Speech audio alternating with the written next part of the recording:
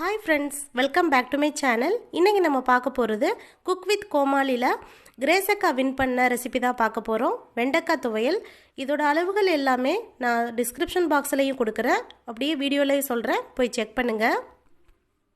ஒரு panல 2 டேபிள்ஸ்பூன் அளவுக்கு எண்ணெய் விட்டுருக்கேன். எண்ணெய் காஞ்சதும் 1 டேபிள்ஸ்பூன் கடலைப்பருப்பு, 1 டேபிள்ஸ்பூன் உளுந்து, இது ரெண்டுமே நல்லா கோல்டன் ப்ரௌன் ஆகுற அளவுக்கு வறுத்து எடுத்துக்கலாம். இப்போ பாருங்க நல்ல கலர் சேஞ்ச் ஆகி வந்துருச்சு. இந்த ஸ்டேஜில் 10 சின்ன வெங்காயம், 5 பூண்டு பல் இதெல்லாத்தையும் சேர்த்து நல்லா வதக்கி எடுத்துக்கலாம். அது கூடவே காரத்துக்கு தேவையான அளவுக்கு 5 வரமிளகாய் சேர்த்துருக்குறேன். அது கூட கொஞ்சமாக சின்ன நெல்லிக்காய் அளவுக்கு புளியும் சேர்த்து இதை நல்லா வதக்கி எடுத்துக்கலாம். அது வதங்கினதுக்கு அப்புறமா அரை தக்காளி சேர்க்குறேன். இது வந்துட்டு துவையலுக்கு நல்ல ஒரு டேஸ்ட் கொடுக்கும். இதெல்லாம் வதங்கி வந்துருச்சு. இந்த ஸ்டேஜில் நம்ம வந்துட்டு தேங்காய் சேர்க்கலாம். தேங்காய் வந்துட்டு சேர்த்தோம் அப்படின்னா 2 நாளில் காலி பண்ணிடணும்.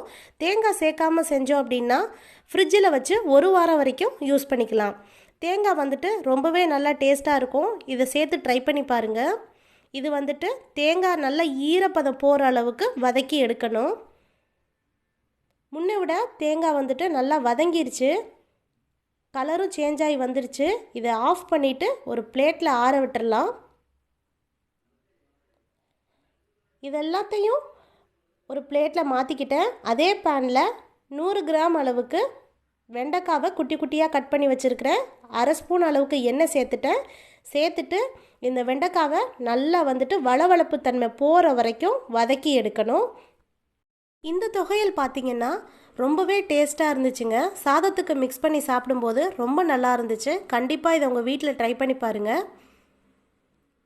இப்போ பாருங்கள் முன்னை விட நல்லா கலர் சேஞ்ச் ஆகி வந்துருச்சு.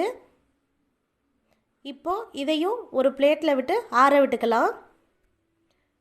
இப்போ நம்ம எல்லாம் ஆறிடுச்சு. ஒரு மிக்ஸி ஜாரில் நம்ம முன்னாடி வதக்கி வச்ச அந்த வெங்காய பூண்டு, அதுக்கப்புறமா வெண்டைக்காய் இதெல்லாத்தையும் சேர்த்து கொஞ்சமாக உப்பு சேர்த்து தேவையான அளவுக்கு கொஞ்சமாக தண்ணி சேர்க்கணும். சேர்த்து நல்லா அரைச்சி எடுத்துகிட்டு வந்துடலாம்.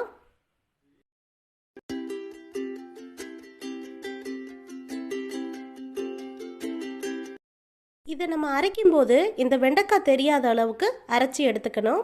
இதெல்லாம் அரைச்சி எடுத்ததுக்கு அப்புறமா அதே பேனில் 1 ஸ்பூன் அளவுக்கு எண்ணெய் விட்டுருக்கேன். எண்ணெய் காஞ்சதும் கடுகு உளுந்த பருப்பு சேர்த்துக்கிறேன். ஒரு வரமிளகாவை கிள்ளி போட்டுக்கலாம்.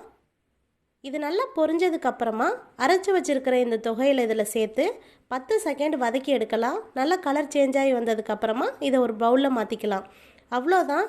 ரொம்ப சூப்பரான ஹெல்த்தியான துவையல் ரெடி ஆயிடுச்சு. கண்டிப்பாக நீங்கள் உங்கள் வீட்டில் இதை ட்ரை பண்ணி பாருங்கள். ரொம்பவே ஹெல்த்தியான ரெசிபி. வீடியோ பிடிச்சிருந்தா லைக் பண்ணுங்கள், ஷேர் பண்ணுங்கள். மறக்காமல் நம்மளோட சேனலுக்கு ப்ளீஸ் சப்ஸ்கிரைப் பண்ணுங்கள். பாய்.